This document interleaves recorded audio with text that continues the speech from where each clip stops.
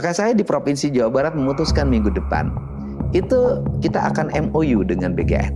Saya akan bentuk Satgas untuk menangani MBG di Jawa Barat. Saya akan bikin ruang pelaporan di kanal YouTube saya, di seluruh media sosial saya boleh diposting dan disampaikan. Setiap hari guru tidak boleh mencicipi. Yang harus mencicipi adalah tenaga teknis yang memeriksa makanan sebelum makanan itu masuk ke sekolah. Jangan guru. Kemudian yang berikutnya adalah orang tua, siswa dan guru boleh memposting makanan yang diterima.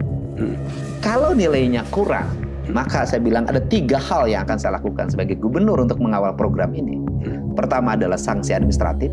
Kedua, penutupan dapurnya. Yang ketiga adalah sanksi pidana. Kenapa? Kalau dari 10.000 dikurangi tinggal 7.000 atau 6.000, maka uang negara ini hilang dalam satu porsi makan. Selamat pagi. Assalamualaikum warahmatullahi wabarakatuh. Salam sejahtera. Shalom. Om Swastiastu, Namo Buddhaya. Salam kebajikan. Rahayu Rahayu. Yang saya hormati Pak Wakil Gubernur, Ketua DPRD, Pak Wali Kota, para pendeta, para romo, para pengurus gereja, Bapak Ibu semua, para jemaat yang hadir pada pagi hari ini. Masih semangat semua ya. Terima kasih. Ini pertama kalinya saya mengikuti acara ini di Salatiga. Ramai sekali. Salam hangat dari Bapak Presiden, Bapak Ibu semua. Pak Jaksa Agung, Bapak Sanitiar Baharudin, terima kasih kadonya Pak, 13 triliun, mau tambah lagi katanya. Mudah-mudahan ke depan makin banyak lagi Pak. Ya, jadi saya setiap hari mendoakan supaya Pak Jaksa Agung kerjanya lancar, supaya duitnya ke saya makin banyak. Selanjutnya terkait dengan UPF, Ultra Processed Food. Minggu lalu ketika kita mengundang teman-teman ahli gizi dan pemerhati MBG, banyak masukan terkait dengan UPF, Ultra Processed Food. Saya sangat semangat sebetulnya ketika mendengarkan Ibu Nani wawancara di media bahwa BGN akan melarang Ultra Processed Food untuk disajikan kepada anak-anak. Tetapi tiba-tiba keluar lagi surat dari Bapak Dr. Tigor, Deputi Bidang Sistem dan Tata Kelola, bahwa merespons masukan dan pendapat dari DPR, pengamat maupun masyarakat mengenai penggunaan Ultra Processed Food dalam menu MBG. Dengan ini disampaikan beberapa ketentuan sebagai berikut, bahwa penggunaan produk biskuit, roti, serial, sosis, nugget mengutamakan produk lokal atau UMKM. Bapak Ibu di BGN ngerti nggak sih Ultra Processed Food itu apa? Berarti kan ini kan bukan melarang penggunaan Ultra Processed Food, tetapi Ultra Processed Foodnya harus dibeli lewat UMKM gitu kan. Yang kita inginkan adalah tidak lagi menggunakan Ultra Processed Food. Saya minta Bapak menanggapi ini. Ada komitmen nggak dari BGN ke depan bahwa Ultra Processed Food harus hilang dari menu yang kita sajikan buat anak-anak kita? Karena Ultra Processed Food mengandung gula, garam, dan lemak yang tinggi. Bapak Ibu di BGN ngerti nggak sih Ultra Processed Food? Saya minta Bapak menanggapi ini. Itu bukan bencana, itu musibah. Karena tidak mungkin alam memberi bencana pada kita. Yang adalah musibah rakyat yang diakibatkan oleh bencana di pusat. Pembuat bencana itu adalah kabinet. Yes.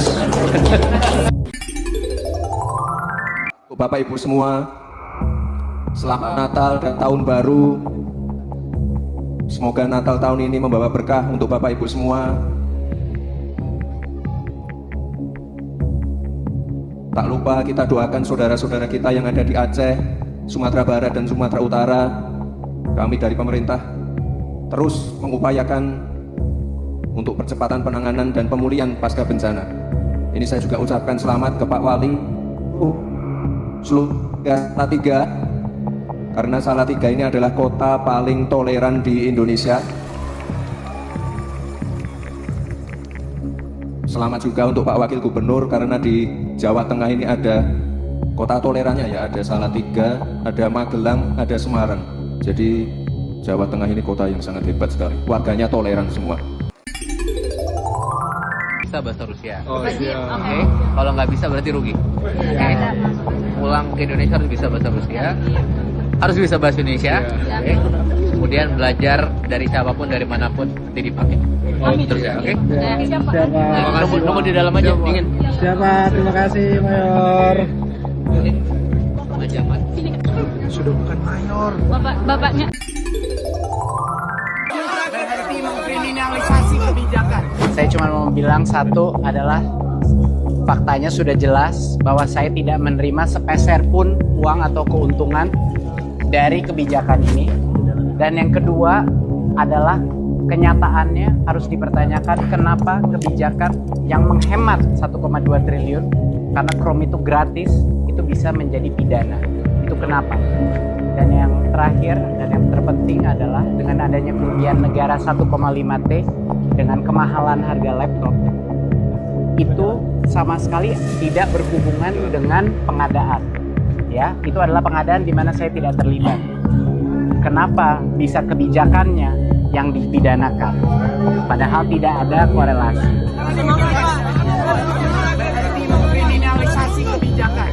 Saya tidak.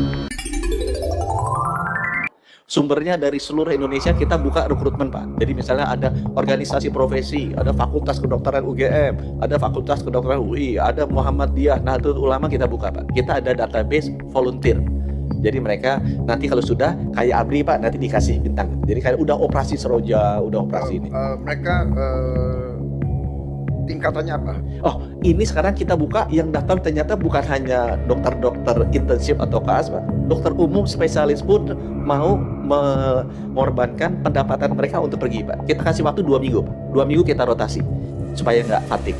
Jadi mereka siap 450 kalau Bapak berkenan diberangkatkan.